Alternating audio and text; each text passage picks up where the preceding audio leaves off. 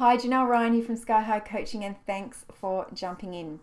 I've had a really great morning this morning. I delivered the final online workshop, which was a component of a 2-week online course I developed and just rolled out called Lead Yourself.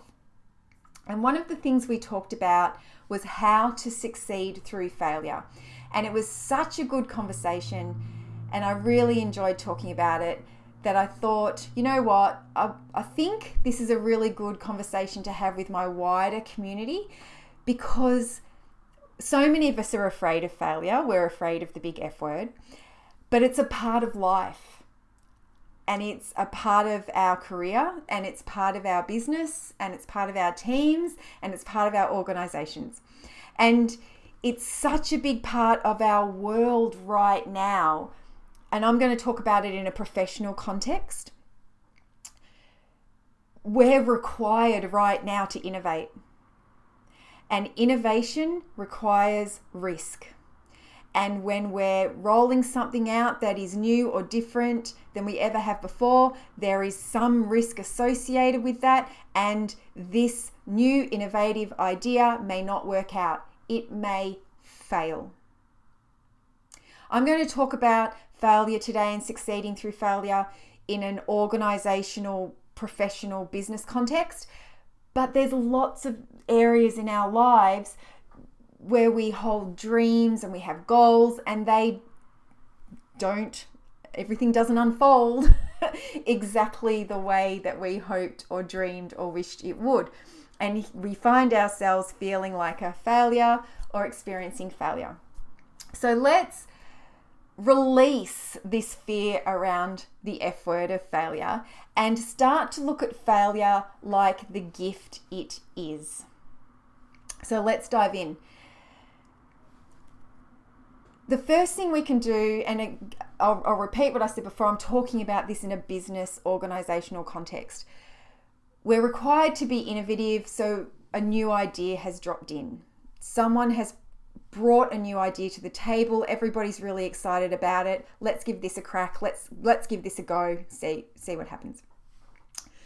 The first thing we can do is to plan for anything going wrong or decrease the chance of failure. I have a member of my team who has a really fantastic analytical mind, and when I have a new idea, when there's a new program I think of or a new event, I can take it to him and I invite him to pick holes in the idea.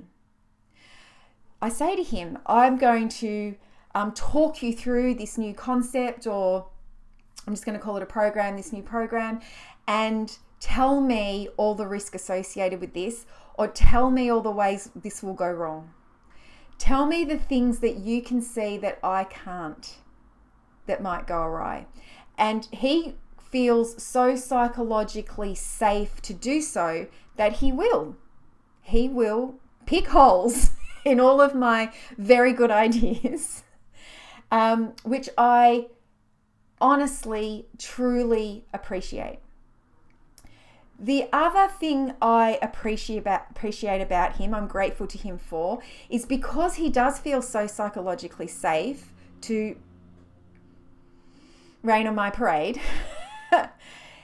When he tells me he can't see anything, that it's a good idea and run with it as it is, I believe him. I know it's not lip service.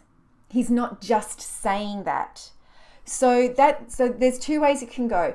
He does pick holes in my idea, or he says, you know what? I can't see anything going wrong here. I think it's a really good idea. Run with it exactly as it is. That's the first thing you could do with your team or a member of your team. And there's great tools and techniques to formally look at a project, a future project or a task, and analyze it for ways it could go wrong, right?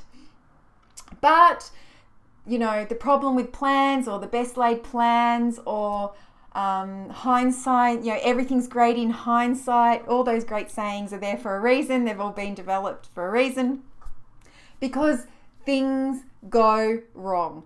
And sometimes That's okay. There are organizations out there that have factored that into their planning. They have teams that work on innovation, and there's a percentage of ideas they expect to fail. It's not something to be afraid of. It's part of innovation. But what do we do when it all goes wrong? What do we do? So the first thing we don't do is blame or shame. There's no point finger pointing. Just look at what happened, learn from it, and move on. Conduct a review. What were we trying to accomplish? What were we trying to achieve? What was the goal? What happened? What went wrong? Where was the glitch? Go back over your steps. Go back over the process. Can we actually pinpoint where we could do something differently next time? Can we actually pinpoint when it fell over, if you like? And then, of course, the segue into the next question is, what should we do differently next time? The answer might be to can it. We actually can't see where we went wrong. We just can now see it wasn't aligned with our business, or it wasn't aligned with our team, or it wasn't aligned with our customers and our clients. So we tried, it didn't work, let's try something else. Or it might be a case of a tweak here, a tweak there, and now we're going to relaunch. This is the beauty of failure, or the gift of failure. Failure increases resilience and knowledge. We have to fall over throughout our lives to learn how to pick ourselves up, brush ourselves off, and go again. It's part of the process. And every time something goes wrong, or a mistake's made, or there's a failure, and you pick yourself up and brush yourself off, you are stronger. You are more resilient. You also have more knowledge. So this is the platform you launched from before. Your task or project failed. You're now stronger and you're smarter. So now you're launching or relaunching from this platform. That is the beauty. That is the gift of failure.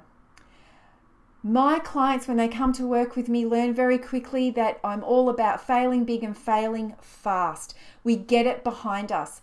I truly believe that there are mistakes in our future, because that's part of our learning process. That's part of our development process. It's how we grow and expand.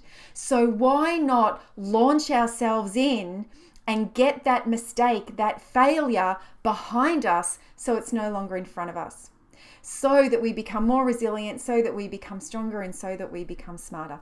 This is the gift of failure. So that's what I have. That's what I have to chat with you about today. Jot down or note down any insights, anything that dropped in for you. Maybe there's a different way of seeing failures from now on. As I said, I've got this really gorgeous online program called Lead Yourself. We talk about the core competencies required for leadership in the new era. We talk about creating a psychological space for your team. We talk about elevating and deepening your emotional intelligence. We talk about communication. We talk about how to give group feedback, individual feedback. We talk about how to create a team that gives peer-to-peer coaching and feedback, so that you're not having to do it all the time. It's a really beautiful course. I've received really good feedback. I had great fun delivering it. And I'm going to pop a link in here. It's self-paced, it's online, you'll have it forever. And I'm going to pop a link in here just in case that's something that you may be interested in.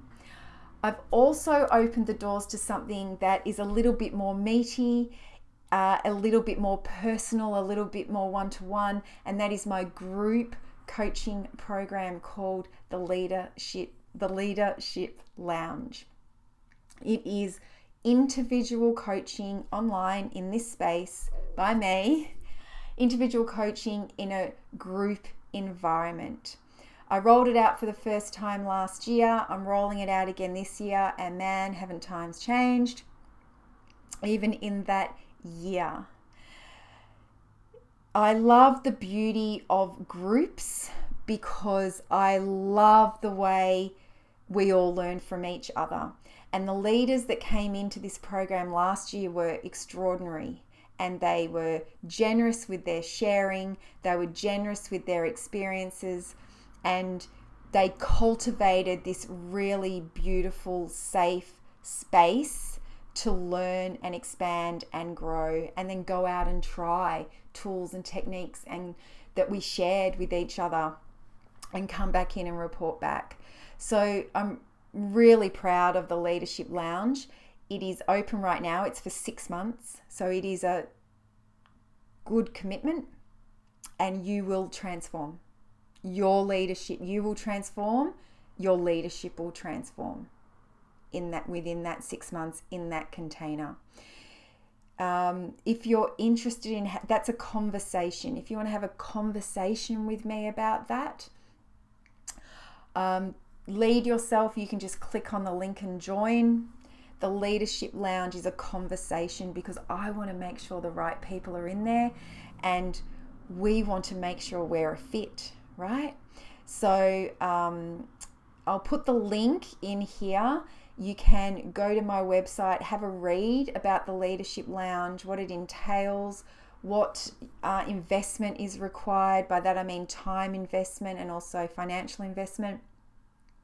And then if it's still something that you would love to chat with me about, there's a link there for you to reach out to me.